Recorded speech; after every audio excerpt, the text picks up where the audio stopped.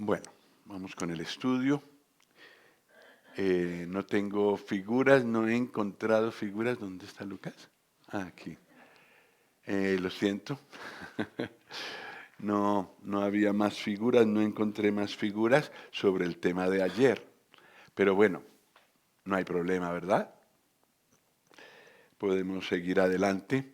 Una cosa muy buena, gracias Ever, fue esto, un repaso, que nos dijera con otra voz en lo que el Señor le ha hablado estos días.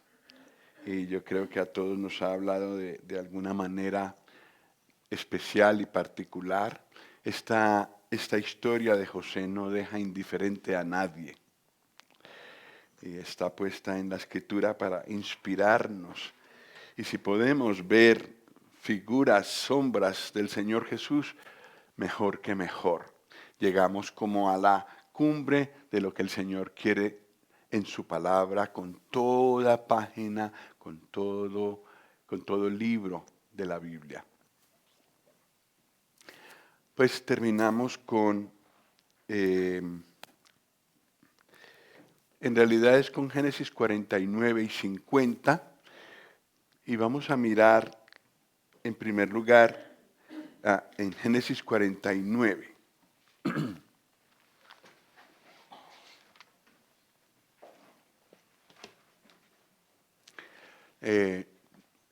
Nos ponemos como límite de las 12:30, ¿no? Son las 11:18, pues un poco más de una hora. En Génesis 49, Jacob bendice a sus hijos, puesto que esto es prácticamente todo dado por el Espíritu Santo directamente, es decir, no son palabras de José. Valdría la pena un estudio entero de estas bendiciones. Pero como el tema que llevamos es el de José, vamos a ocuparnos mayormente de las bendiciones que Jacob le dio a José. Están a partir del versículo 22. Si os parece, leemos desde el 22 hasta el 26 primero, luego ya miramos dónde seguir. Empezamos con Dani y seguimos así como hemos hecho otros días. Rama fructífera es José, rama fructífera junto a una fuente, cuyos vástagos se extienden sobre el muro. Le causaron amargura, le asaetearon y le aborrecieron los arqueros. Mas su arco se mantuvo poderoso, y los brazos de sus manos se fortalecieron por las manos del fuerte de Jacob, por el nombre del pastor de la roca del Canaan. Por el Dios de tu Padre, el cual te ayudará, por el Dios omnipotente, el cual te bendecirá, con bendiciones de los cielos de arriba, con bendiciones del abismo que está abajo, con bendiciones de los pechos y del vientre. Las bendiciones de tu Padre fueron mayores que las bendiciones de mis primogenitores. Hasta el término de los collados eternos serán sobre la cabeza de José y sobre la frente del que fue apartado de entre sus hermanos. Mientras en las bendiciones que hay aquí que pronuncia Jacob, hay algunas reprensiones en algunos de los hijos de Jacob. Lo de José es bastante puro y alto. Hasta habla de eternidad.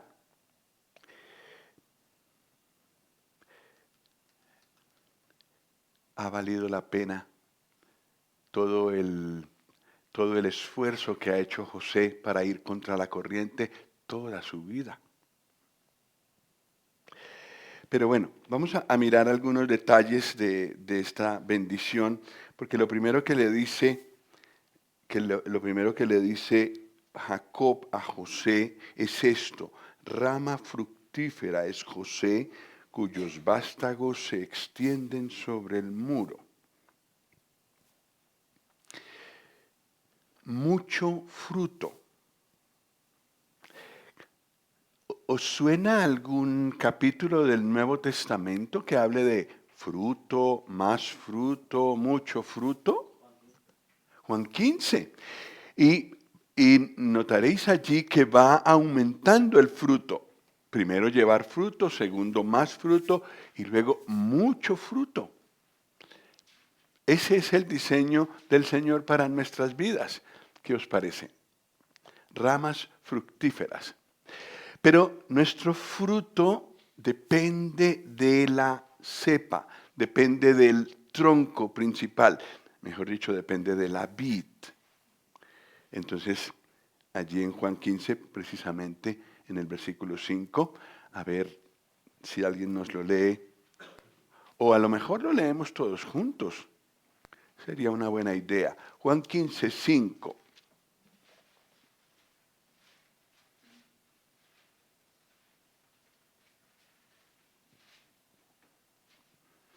Muy completo este versículo. 1, 2, 3. Yo soy la vid, vosotros los pámpanos. El que permanece en mí y yo en él, éste lleva mucho fruto, porque separados de mí nada podéis hacer.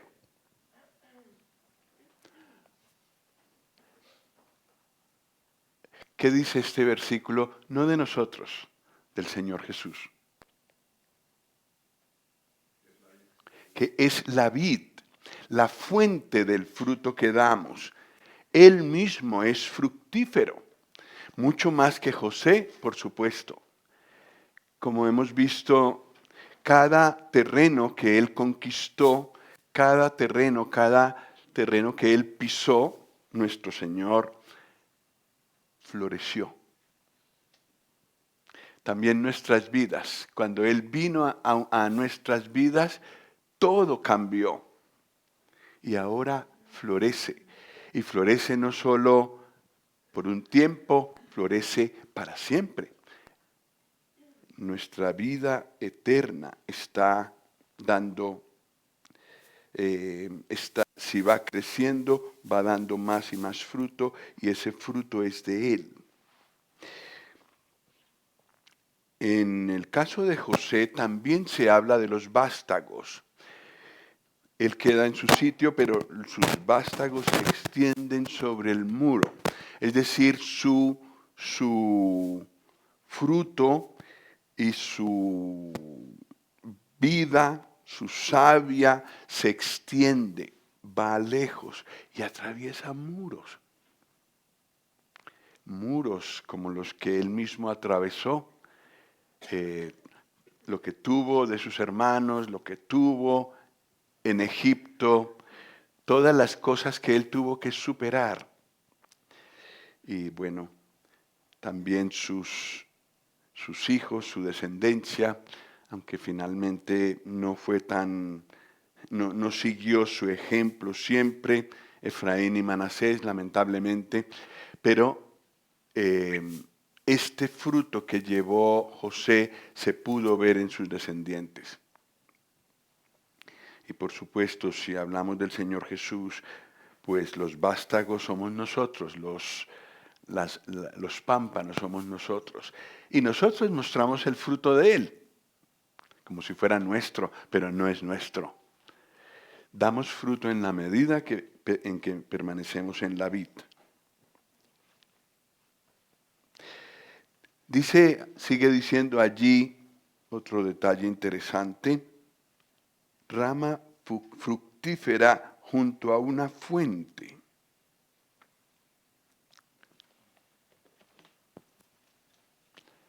Y eso nos acuerda inmediatamente del Salmo 1.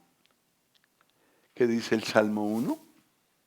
Será como árbol plantado junto a corrientes de aguas, que da su fruto en su tiempo y su hoja no cae. En todo lo que hace prosperará. ¿De qué habla? ¿De quién habla?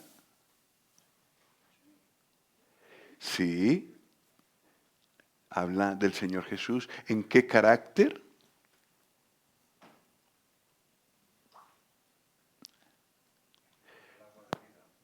Sí. Sí. El agua que representa allí en el Salmo 1. Junto a corrientes de agua está sembrado este árbol y por eso prospera y está verde y da fruto. ¿De qué habla? Sí, el árbol, ya dijimos que habla del Señor Jesús. ¿De qué habla el agua? De la palabra. El árbol, este árbol representa a cualquier ser humano que decide decir no a lo de afuera y que decide mantenerse al lado de la fuente. Es la palabra de Dios. Entonces, claro, un árbol que está plantado junto a corrientes de agua prospera, siempre está verde. Jeremías 17 aún nos dice que aún en el tiempo de la sequía da fruto. Su hoja estará verde y dará fruto. Entonces, así era la vida de José. Se mantuvo en lo que Dios le había revelado. Él estaba en su presencia y este fue el secreto, el que no todos veían, por el que José tuvo los triunfos espirituales que tuvo. Y lo vemos madurando en su vida espiritual, del árbol plantado junto a corrientes de agua que da su fruto en su tiempo y su hoja no cae, y todo lo que hace prosperará. Muy buen versículo para el día de hoy, en el que hay tanto contra la fe. ¿Cómo hace un creyente para mantenerse vigoroso espiritualmente en este tiempo de tantos ataques, de tanta cosa contra la fe? La palabra. Buscando apartarnos de esas cosas, pasarlas todas por el filtro de la palabra, y lo que no tiene, no concuerda con la palabra, desecharlo inmediatamente. Entonces seguimos verdes aún en tiempo de sequía. Bueno, pues como dijimos al principio, el hombre perfecto, el hombre que hizo esto, el hombre del que habla el Salmo 1 en forma más sublime, es el Señor Jesús, el hombre perfecto. ¿Cuál de los evangelios habla del hombre perfecto? Lucas. Si queremos seguir un ejemplo inspirador de cómo debemos vivir subiendo hacia la perfección, subiendo hacia la madurez, Lucas. Observemos al Señor Jesús en Lucas. Su vida de oración allí es exquisita, etc. Versículo 23 de Génesis 49. Le causaron amargura, le asaetearon y le aborrecieron los arqueros. Mirad cuándo vino Jacob, vino a saber todo lo que hicieron con José. Aquellos 20 años él vivió en su amargura, sin conocer todo lo que pasó. Sus hijos, por supuesto, no le iban a decir. Y su poca comunión con el Señor en ese tiempo, y ningún altar edificado en aquel tiempo, lo dejaron así. Pero ahora supo todo. Ahora, si no fue que los hijos le dijeron todo, el Señor se lo dijo. Y aquí está pintado, descrito lo que hicieron con él. Le causaron amargura, le asaetearon, le aborrecieron. ¿Hay algún versículo que diga lo mismo acerca del Señor Jesús? ¿O parecido?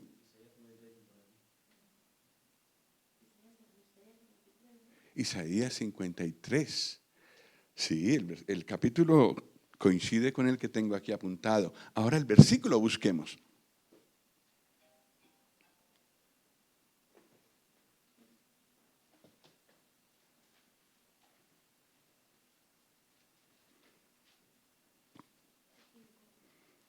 5, que dice,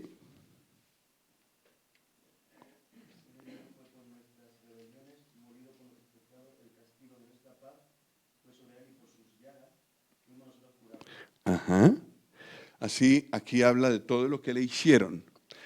¿Hay algún versículo que diga que quiénes le hicieron eso?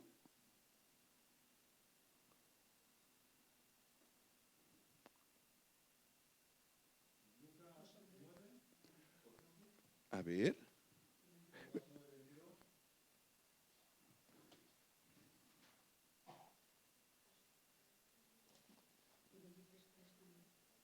Lucas 9, ¿qué has dicho? 22.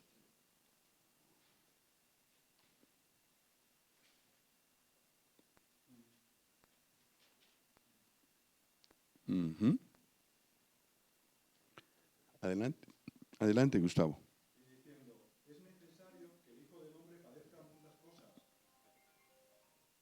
y sea desechado por los ancianos, por los principales sacerdotes y por los escribas, y que sea muerto y resucite al tercer día. Ujú. Aquí no se habla ni de Pilato, no se habla de Herodes, no se habla de los soldados, se habla de hermanos del Señor Jesús, judíos. Ellos le asaetearon, ellos le causaron amargura.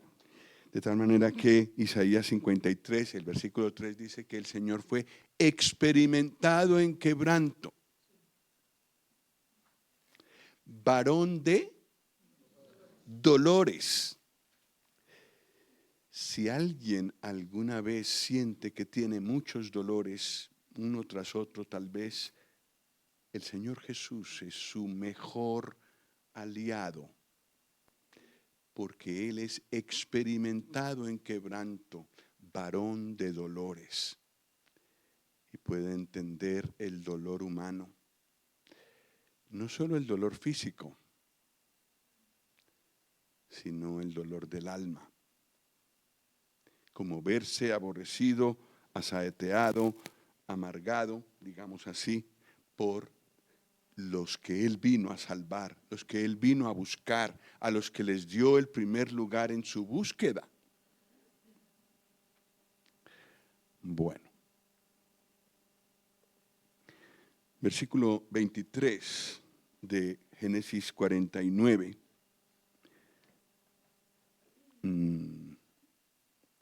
No, 24 es en realidad. Su arco se mantuvo poderoso y los brazos de sus manos se fortalecieron por las manos del fuerte de Jacob, por el nombre del pastor, la roca de Israel. Hablando de José, aquí está la razón por la que se mantuvo. Y nos viene muy bien porque nosotros necesitamos mantenernos en este mundo. Nuestro mundo no es fácil. El mundo en el que el Señor nos puso, aquí muchos le dicen el tiempo que nos ha tocado vivir. Bueno, sí, el tiempo en el que el Señor nos ha puesto, la sociedad en la que el Señor nos ha puesto, no es nada fácil. Nunca ha sido fácil, pero nosotros lo tenemos complicado. Pero el arco y el brazo nuestro puede mantenerse poderoso, porque no depende ni de nosotros ni del medio. Depende del poderoso de Jacob, del fuerte de Jacob, un nombre muy hermoso que hay en el Antiguo Testamento.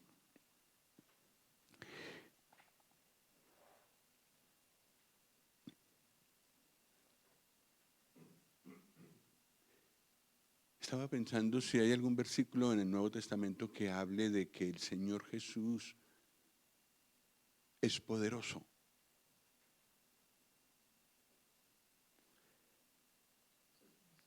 ¿Sí?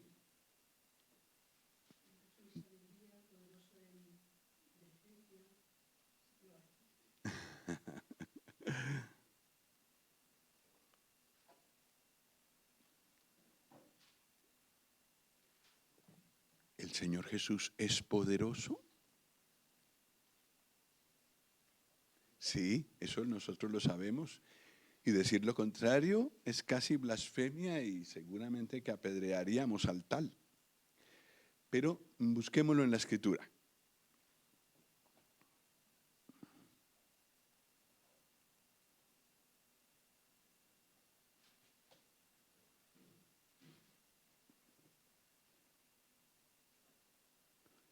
En Efesios 3:20. ¿Cómo?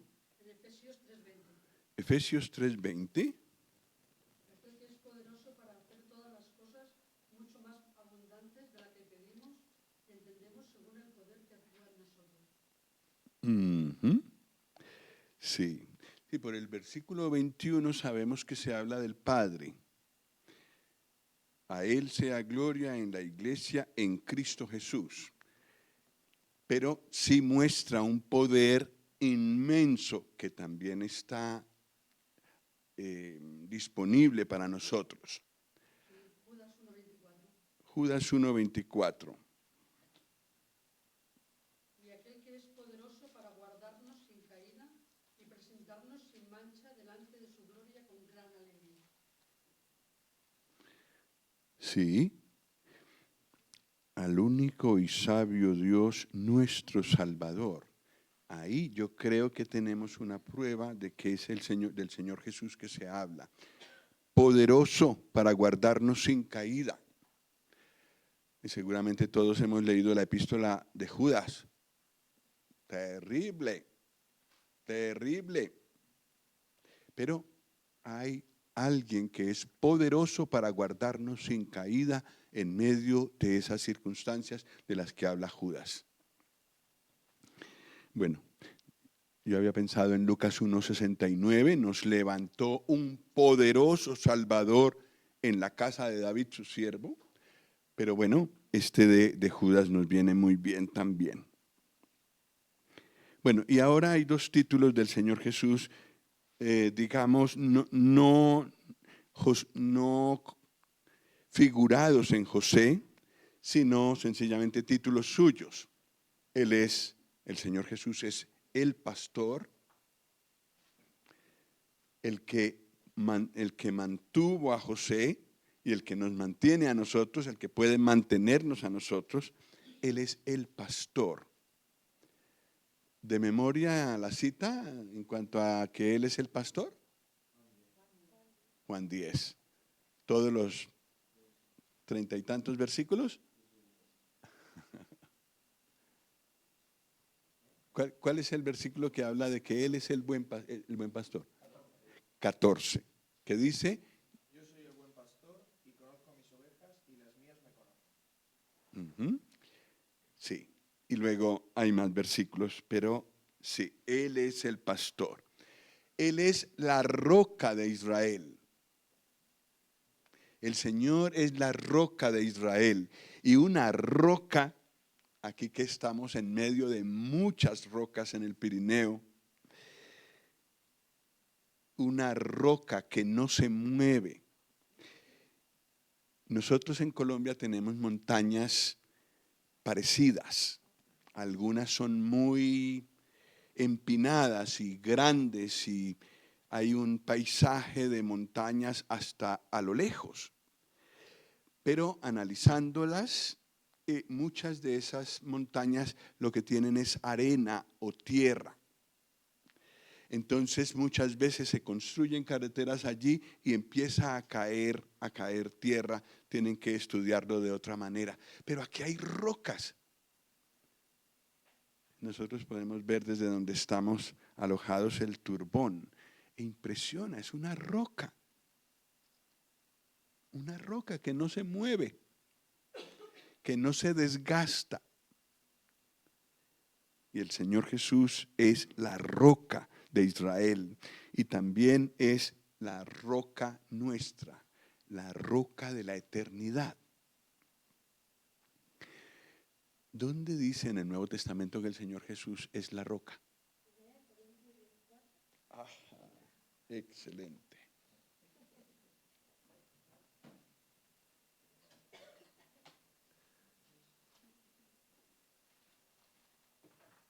Adelante.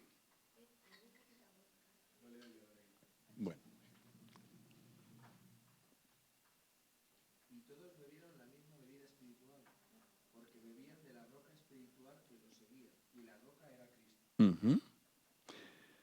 La roca era Cristo. Nuestra roca es el Señor Jesús.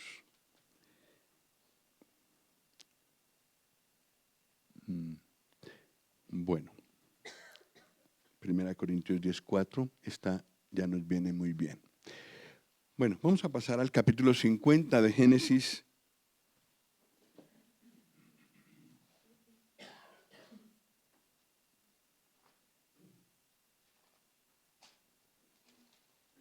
Y vamos a leer desde el 1 hasta el 14. Seguimos en nuestra lectura.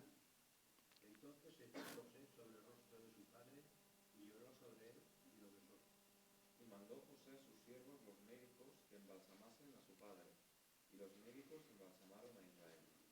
Y le cumplieron 40 días, porque así cumplían los días de los embalsamados, y le dieron a los egipcios 70 días.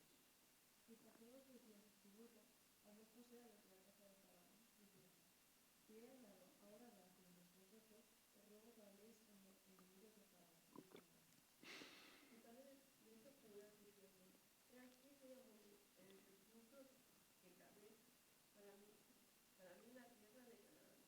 Allí me sepultarás. Luego pues que vaya yo ahora y sepulcre a mi padre y volveré. Y Faraón dijo, ve y sepulta a tu padre, como él te hizo jurar. Entonces José subió para sepultar a su padre, y subieron con él todos los siervos de Faraón, los ancianos de su casa, y todos los ancianos de la tierra de Egipto. Y toda la casa de José y sus hermanos en la casa de su padre solamente dejaron en la tierra de Gosén sus números y ovejas y sus vacas. Tuvieron también con él carros y gente de caballo, y fue un escuadrón muy grande. Y vinieron a ellos de Agar, que está al otro lado del Jordán. Y empezaron allí con grande y muy triste lamentación. Y José hizo a su padre duelo por 7 días. Y viendo los moradores de la tierra, los cananeos, el llanto en la era de Agar, dijeron, llanto grande es este de los egipcios. Por eso fue llamado su nombre Abel-Misraim, que está al otro lado del Jordán. Vieron pues sus hijos con él como le habían mandado. Pues lo llevaron sus hijos a la tierra de Canaán y lo sepultaron en la cueva del campo de Macpela, la que había comprado Abraham con el mismo campo para heredad de sepultura de Efrón el Eteo, pariente de Mamre.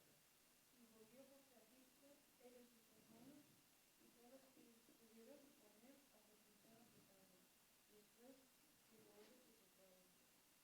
Ujú. Sepultaron a un grande, un escuadrón muy grande.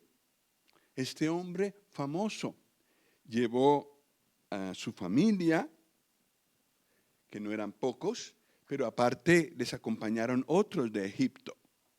Se hizo un escuadrón muy grande, de tal manera que el entierro de Jacob fue como el entierro de una persona muy famosa, muy buena, altamente conocida, un benefactor de la humanidad. No era así. El que honró a Jacob fue el Señor. Y le hizo morir en un lugar donde él podía tener todos estos honores.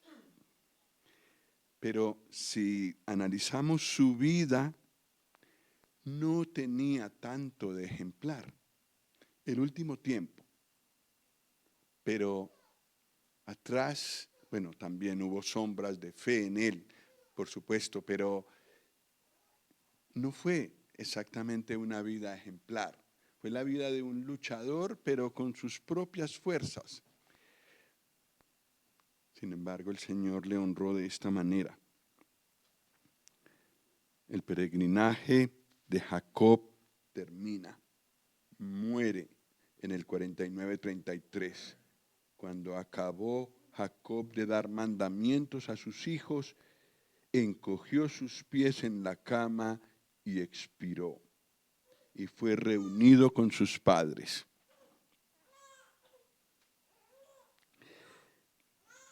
Sí, murió como un grande. En el versículo 9 se hizo un escuadrón muy grande que subió a la tierra de Canaán para enterrarle. Pero lo que sí es notable, importante para él, y creo que esto sí que lo fue toda su vida, fue el lugar donde él debía ser sepultado. En Egipto él era extranjero. Esa no era su tierra. Esa no era la tierra que el Dios al que servía le había prometido. Él es sepultado con la vista en la tierra prometida. Y leemos varias veces que él pidió explícitamente esto, ser sepultado en Canaán, aunque era lejos, era un gran traslado y más con toda esa cantidad de gente. No importa, ese es el lugar de la promesa. Lo que es ejemplar de esto es donde tenía Jacob la mirada puesta. Porque eso es lo que nosotros necesitamos como ejemplo. ¿Dónde tenemos la mirada puesta? ¿Dónde está nuestra meta final? Todo lo que hacemos, ¿qué meta final tiene? Por supuesto, tenemos que vivir para el Señor en esta tierra, pero podemos desde ya trabajar para la eternidad y podemos aprovechar lo que el Señor pone en nuestras manos para ganar fruto para la eternidad. Ese fruto que allá se verá y que el Señor recompensará. Hace unos días hablamos en alguna comida acerca de que las obras con ellos siguen. Las obras de los fieles, de los creyentes fieles, con ellos siguen. Y bueno, una manera de interpretar eso es que allí se harán también buenas obras. Bueno, no lo cuestiono, lo respeto. A mi modo de ver, lo que sigue en la eternidad es lo que hemos hecho aquí con importancia eterna. Aquello que el fuego del tribunal de Cristo no quemará. Hay muchas cosas que quedarán allí quemadas, pero lo que sobreviva al fuego, eso será recompensado y eso seguirá conmigo. Es lo que me parece que es quizás otro sentido, otra manera como podríamos interpretar esto de que sus obras con ellos siguen. En todo caso, el Señor dijo, haced amigos con las riquezas injustas, para que os reciban en las moradas eternas. Trabajar con la meta, con los ojos puestos en la tierra prometida nuestra, que es la gloria, el cielo, donde está nuestro Señor, donde entró Él y donde ya leímos que desea con todo su corazón que estemos nosotros también.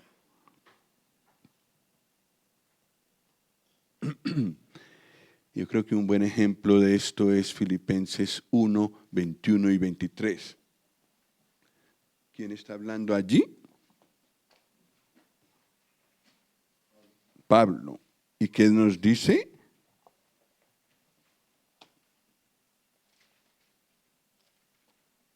Porque todos buscan lo suyo propio, no lo que es de Cristo Jesús. Me parece que estás leyendo el 2. Capítulo 1, versículo 21 y 23. Porque para mí el vivir es Cristo y el morir es ganancia. Mas si el vivir en la carne resulta para mí un beneficio de la obra, no sé entonces qué escoger. Porque ambas cosas estoy puesto en estrecho,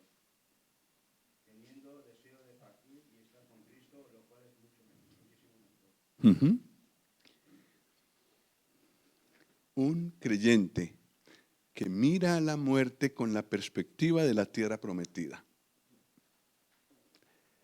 Y en vez de ver la muerte como una tragedia, lo ve como una promoción a la gloria. Estar con Cristo es muchísimo mejor que estar aquí. Y bueno, eso lo sabemos. Tendríamos que vivir con ese pensamiento.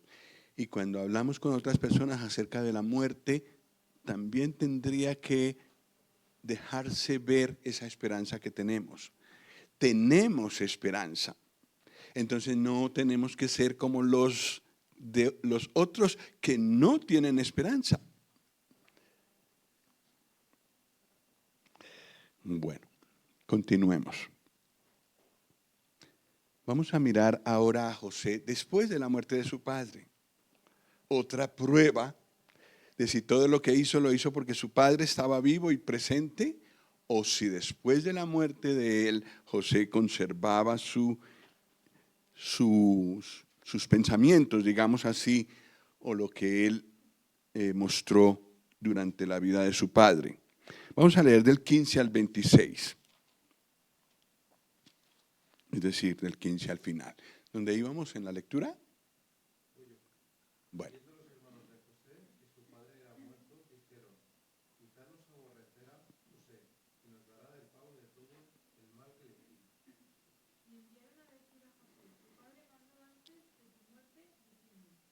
Así dices a José, te ruego que perdones ahora la maldad de tus hermanos y su pecado, porque mal te trataron por cuanto ahora te rogamos que perdones la maldad de los siervos de Dios de tu padre. Y José lloró mientras hablaban. Vinieron también sus hermanos y se postraron delante de él. Y dijeron, henos aquí por siervos tuyos. Y les respondió José, no temáis, ¿acaso estoy yo en lugar de Dios? Vosotros pensasteis mal contra mí, mas Dios lo encaminó a bien, para hacer lo que vemos hoy, para mantener en vida a mucho pueblo. Ahora pues, no tengáis miedo, yo os sustentaré a vosotros y a vuestros hijos. Así los consoló y les habló al corazón. Y habitó José en Egipto, él y la casa de su padre. Y vivió José 110 años. Y vio José los hijos de Efraín hasta la tercera generación. También los hijos de Maquir, hijo de Manasés, fueron criados sobre las rodillas de José. Y José dijo a sus hermanos, yo voy a morir, mas Dios ciertamente os visitará y os hará subir de esta tierra a la tierra que juró a Abraham, e Isaac y Jacob. E hizo jurar José a los hijos de Israel, diciendo, Dios ciertamente os visitará, y haréis llevar de aquí mis huesos. Y murió José a la edad de 110 años, y lo embalsamaron y fue puesto en el ataúd de Egipto. Dio mandamientos acerca de sus huesos. ¿Y se llevaron sus huesos cuando salieron los hijos de Israel de Egipto? Sí. Era muy importante. Y los huesos de José reposan, o lo que queda de ellos, en la tierra de Israel. Muy, muy hermoso el apego que tenían al país de la promesa. Es como si nosotros tuviéramos apego con el cielo y fuera más real el cielo que la tierra, más o menos.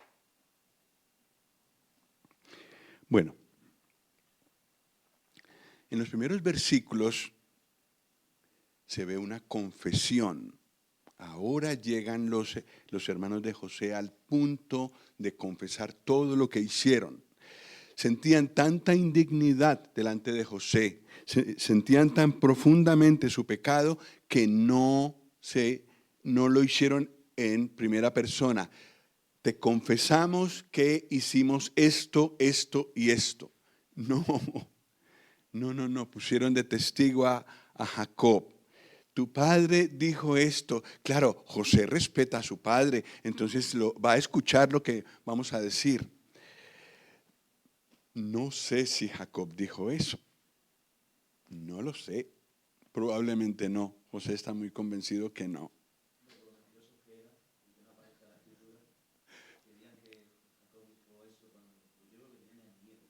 Yo también creo que era miedo. Sí, sí. Pero ahora lo tienen que decir, ahora sin que esté su padre. Ahora él tiene que confirmarle su amor para con ellos.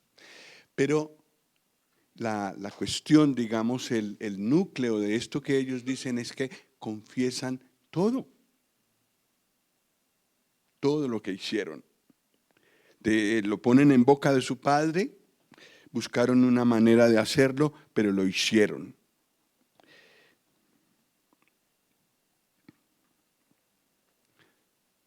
Eso se parece a 1 de Juan 1:9. Un versículo que es un tesoro para los creyentes de hoy. Es para aprender de memoria verdaderamente. 1 de Juan 1:9. ¿Alguien lo conoce de memoria?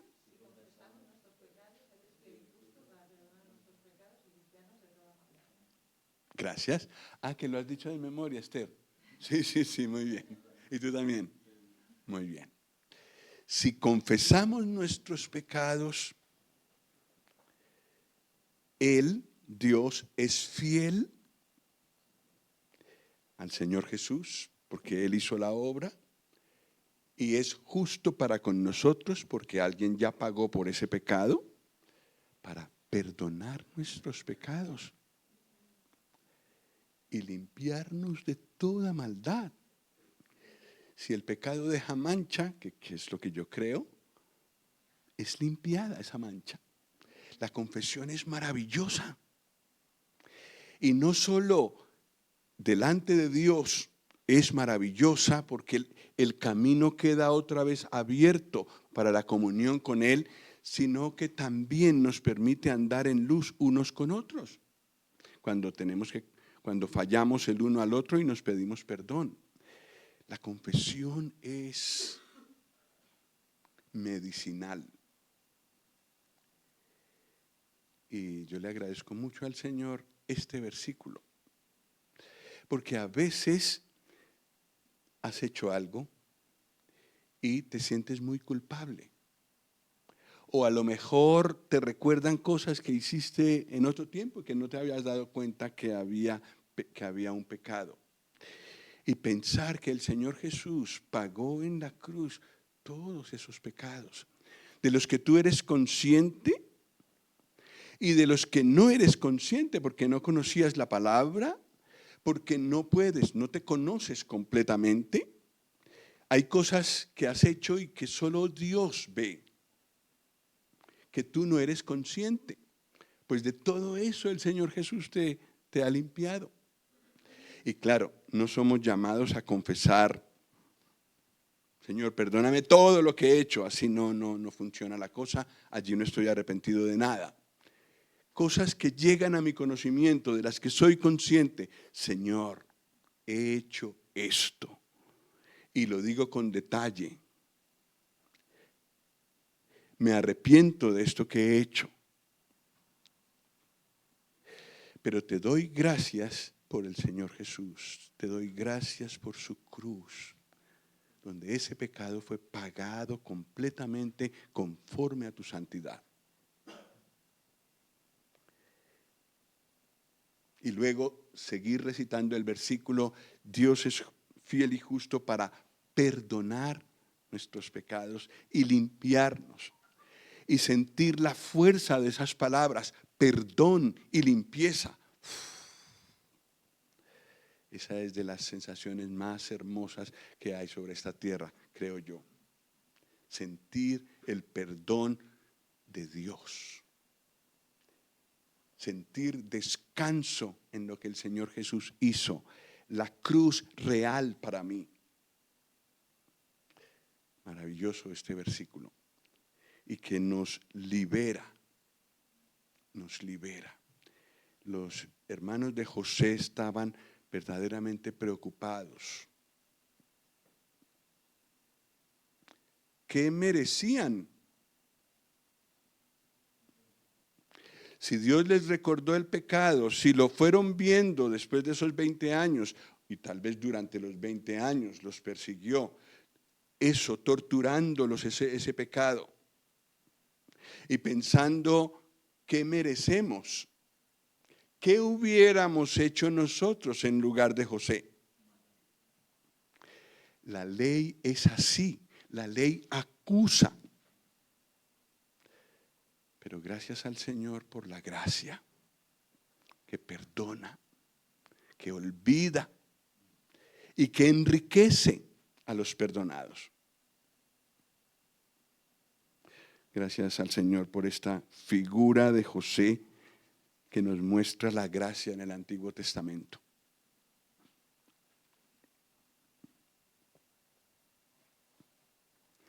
José lloró mientras hablaban.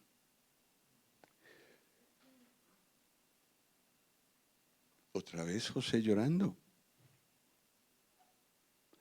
¿Por qué lloraría esta vez?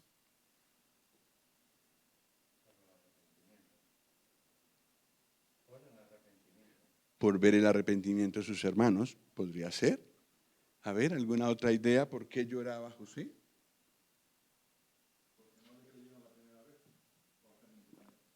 Yo creo, ¿verdad? No le creyeron a José la primera vez.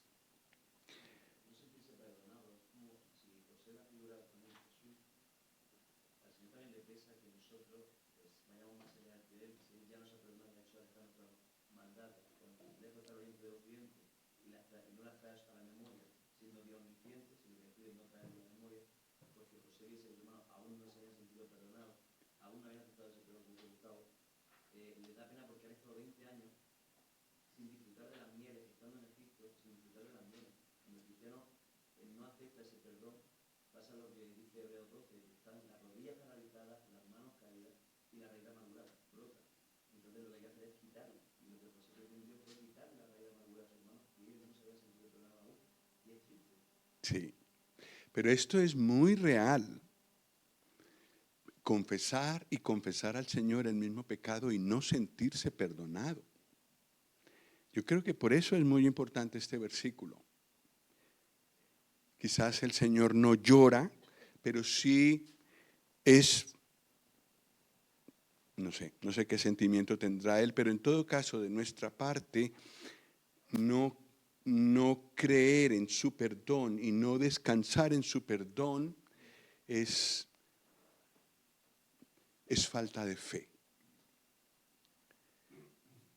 No es humildad, es lo que uno pensaría. Yo me voy aquí a azotar con el látigo de la culpa. No es fe. La fe dice, hice pecado, no escondo nada de la gravedad del pecado que he hecho, pero en la cruz eso quedó saldado. Y cuando me asaltan las dudas, primera de Juan 1:9. Si confesamos nuestros pecados, Él es fiel y justo para perdonar nuestros pecados y limpiarnos de toda maldad. Ya hice mi parte, confesé, Dios hará la suya, perdonará y limpiará. Y pueden las dudas salir de nuestro corazón. Pero quizás otra razón por la que José lloró es porque sus hermanos no le conocían. El desconocimiento de nuestro Señor puede darnos muchos problemas.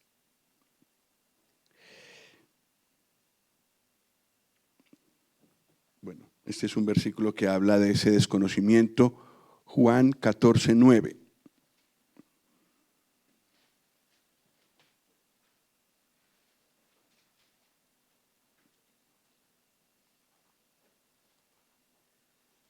Si alguien lo tiene. Tanto tiempo hace que estoy con vosotros y no me has conocido, Felipe. El que me ha visto a mí, ha visto al Padre. ¿Cómo pues, dices tú, muéstranos al Padre?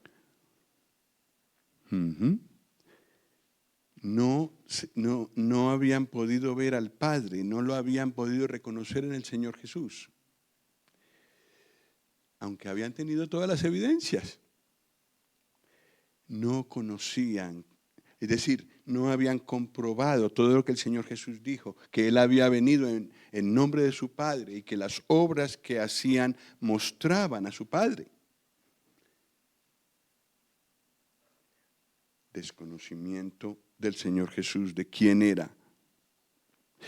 Y por allí mismo, desconocimiento del Padre. Desconocimiento del Padre.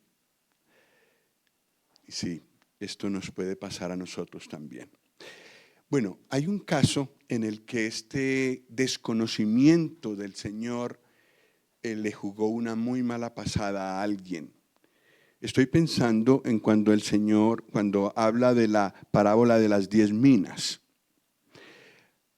¿Os acordáis lo que dijo el siervo que le entregó la mina al Señor cuando vino intacta, sin producir nada? Lucas 19.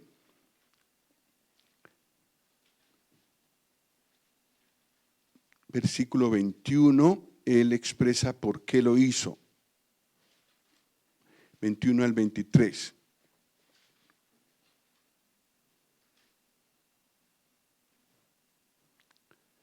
¿Sí? ¿Seguimos leyendo?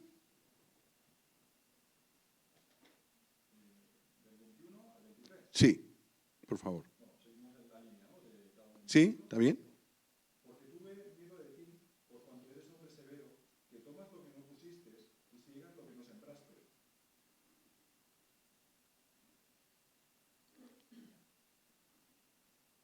Entonces él le dijo, mal siervo, por tu propia boca te dije, sabías que yo era un hombre severo, que tomo lo que no puse y que ciego lo que no sembré. ¿Por qué pues no pusiste mi dinero en el banco, para que al ver yo lo hubiera recibido con los intereses? Sí, el mal siervo entendía o tomaba a su Señor como un hombre severo, injusto, que solo vive de las rentas, solo vive de otros. Y así podemos llegar a ver a nuestro Señor. Los otros no pensaron así. Y en cierta manera este mal siervo se vengó, digamos así, de cómo era su Señor, según su propia percepción. Desconocimiento completo de su Señor, de todo lo que Él le daría por producir. El desconocimiento de nuestro Señor nos puede jugar muy malas pasadas. A los hermanos de José, el desconocimiento del corazón de José les hizo pasar muy mal. Temer, aún después de haber visto todo el bien que José les había hecho. En el versículo 18, allí en Génesis 50, le dicen ellos, henos aquí por siervos tuyos. Un sentimiento de indignidad y de indignación ante su gracia. Henos aquí por siervos suyos. Y recordé las palabras de Pablo en Hechos 9:6. Delante del Señor.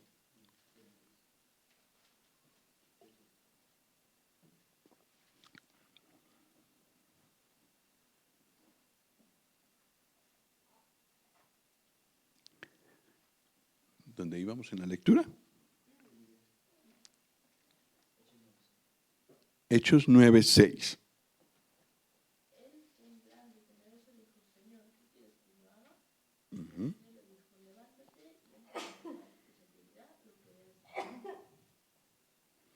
Sí.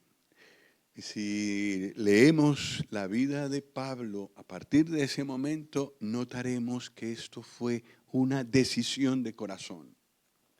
Señor, ¿qué quieres que yo haga? Aquí está tu siervo. O como él se llamó en alguna de sus epístolas, esclavo de Jesucristo. Esclavo de Jesucristo.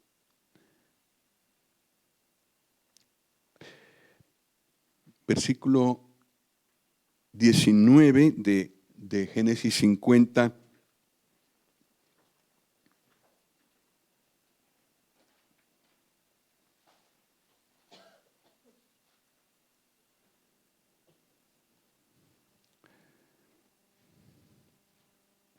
No temáis, les dice José, ¿acaso estoy yo en lugar de Dios? Bueno, esto ha degenerado mucho y algunas personas no aceptan el pedido de perdón de otros porque como no son Dios, entonces no pueden perdonar. La Biblia nos dice que nos perdonemos, perdonándoos unos a otros, Efesios 4:32. Así que este no es el sentido de esta frase. Nosotros sí tenemos que perdonar al que nos pide perdón. Pero sí hay una cosa que no debemos hacer y que tenemos que dejársela al Señor. ¿Cuál es? La venganza. La venganza. El sentir que la persona que me ofendió reciba justamente todo lo que se merece por todo lo que me hizo. Eso es lo que hay que dejarle al Señor. Eso lo quisiéramos hacer nosotros, pero nos sale mal, porque no somos puros en esa venganza, en la justicia. Nosotros queremos ver al que nos ofendió, pero en el suelo, muerto. El Señor no es así. El Señor es muy misericordioso.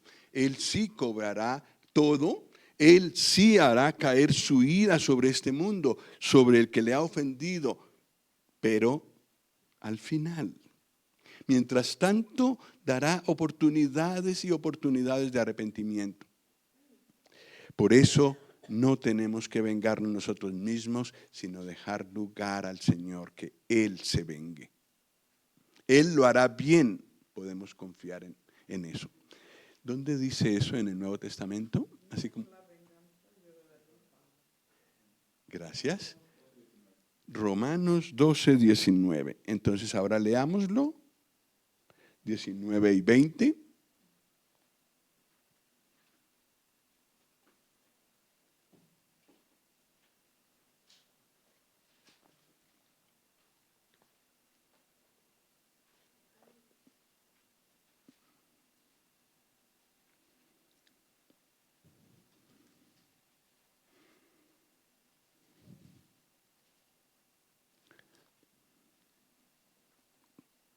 Adelante.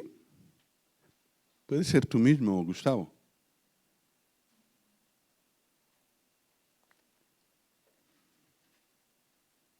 No os venguéis vosotros mismos, amados míos, sino dejad lugar a la ira de Dios, porque escrito está, mía es la venganza, yo pagaré, dice el Señor.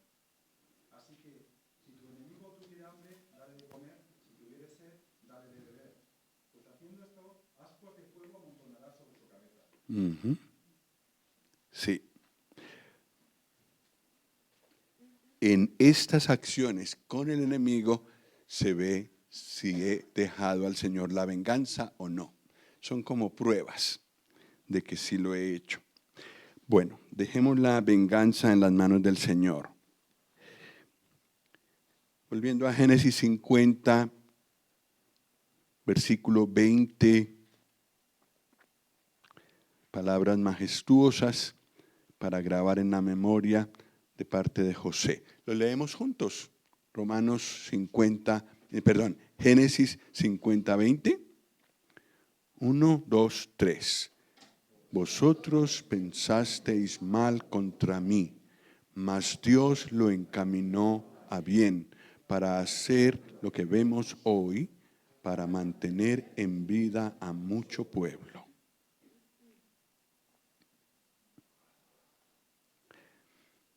El Señor fue el que permitió todas estas circunstancias y tenía una razón muy sabia poderosa y grande para permitirlo. Y José llegó a entenderlo. ¿Cuál era la razón última de ese sufrimiento de José? Lo que se veía, lo que estaban viendo, 70 personas bien alimentadas en tiempo de sequía, en tiempo de hambre.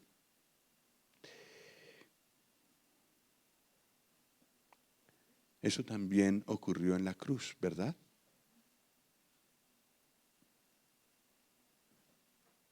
Lo que con ojos humanos se hubiera podido considerar una gran tragedia, una gran pérdida, podríamos decir, de parte de Dios, estaba en sus propósitos para dar vida a mucho pueblo. La cruz tenía que ocurrir y el Señor Jesús lo sabía. Ocurrió en su momento. Dios lo había determinado. Dios lo había anunciado. Porque de eso dependía la vida eterna de muchos. Bueno, vamos a leer Hebreos 2:10 y pasamos.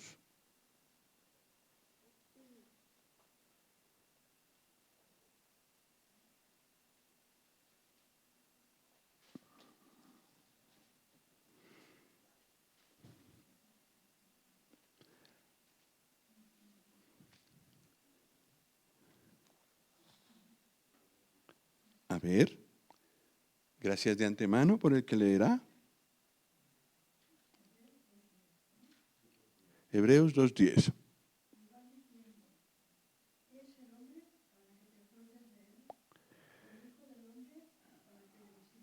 Ese sería el 6, ¿no? Vamos a leer el 10, 2:10.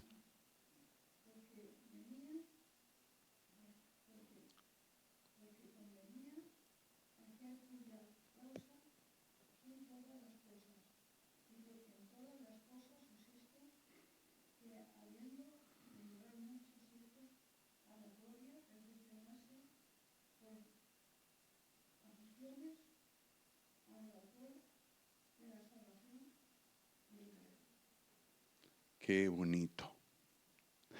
El objetivo era llevar muchos hijos a la gloria. Por eso el Señor Jesús sufrió la cruz, para mantener en vida a mucho pueblo, un gran pueblo que le acompañará por la eternidad. El versículo 21 en Génesis 50 dice, así los consoló y les habló al corazón.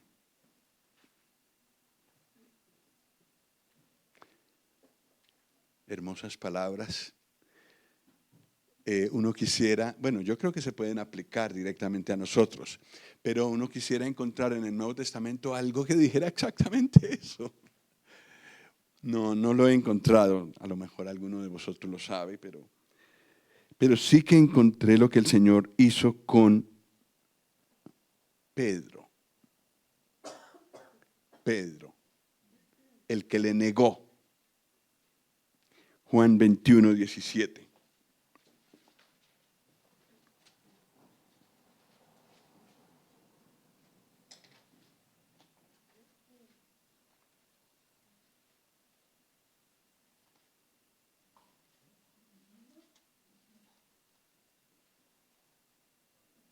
Juan 21:17.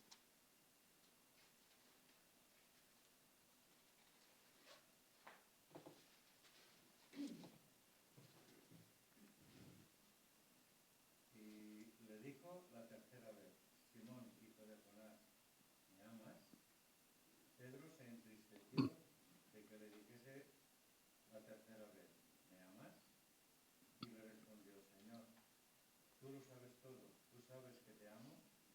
Jesús le dijo, apacienta mis ovejas. La tarea tuya no ha concluido. Quiero usarte para apacentar mis ovejas. Sí, yo, al que tú negaste, perdonado y restaurado al ministerio que quería desde el principio para ti. Más o menos así se pueden interpretar estas palabras. Y el Señor tomó el tiempo, creó la situación para que Pedro se sintiera cómodo, ya había comido, estaba bien. Ahora podía prestarle plena atención y el Señor le dice: apacienta mis ovejas. Y acuérdate que ese trabajo lo tienes que hacer en conexión con la relación que tengas conmigo. Tu amor por mí es lo que te debe mover para hacer el trabajo de apacentar a mis ovejas. Yo creo que es una manera de ver en el Nuevo Testamento cómo el Señor consuela, perdona y restaura y habla al corazón.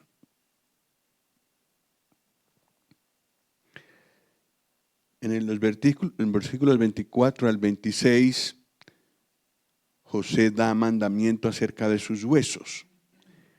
Y de eso habla Hebreos 11, versículo 22.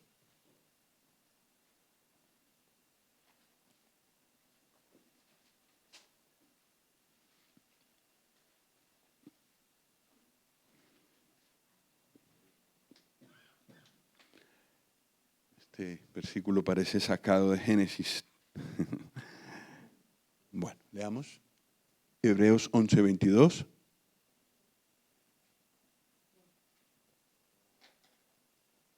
Por la fe José, al morir, mencionó la salida de los hijos de Israel y dio mandamiento acerca de sus huesos. Dio mandamiento acerca de sus huesos. Sus huesos no podían quedar allí, sino en el país de la promesa. Y esto se parece a Filipenses 3, 20 y 21, ¿no? Para nosotros. ¿Alguien los conoce de memoria? Filipenses 3, 20 y 21.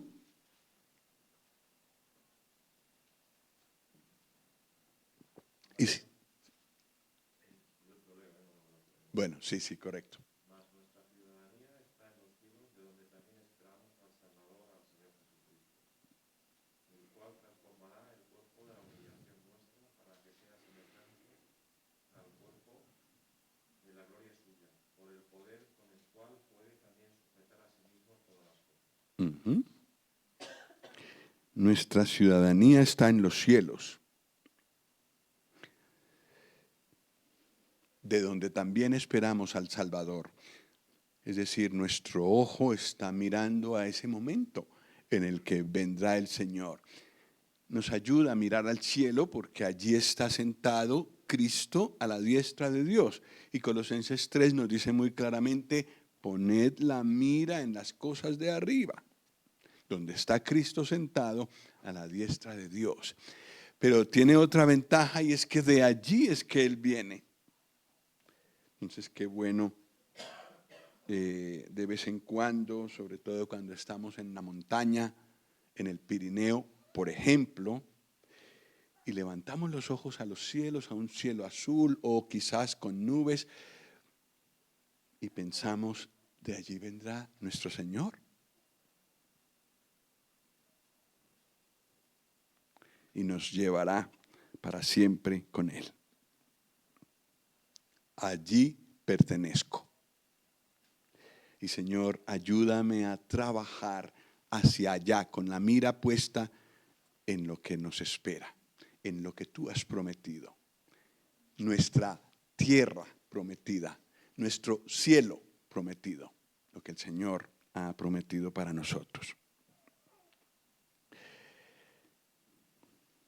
Bueno, hemos terminado nuestro viaje por la vida de José y quedan muchas cosas por el camino, ¿verdad? Hay campo para que alguno de vosotros diga: ya Ever nos dijo esta mañana varias de las cosas en las que el Señor había tocado su corazón. ¿Alguien más quiere compartirnos algo que le ha llamado mucho la atención, que se lleva después de estos 10 estudios? Y luego oramos y nos despedimos. Bueno, pues gracias al Señor y gracias al Señor por estos días, gracias por todas las cosas que nos dijo. Seguramente que cada día algo nos llevábamos. Pues que el Señor nos ayude sobre todo a cambiar en su imagen. Ver estas glorias de Él nos ayudan a ir cambiando nosotros para parecernos más a Él. Ese es el objetivo de la palabra. Bueno, dejo al hermano que estaba presidiendo. Gracias por vuestro tiempo, vuestra atención. Me habéis hecho sentir muy bien, como si hubiera enseñado bien.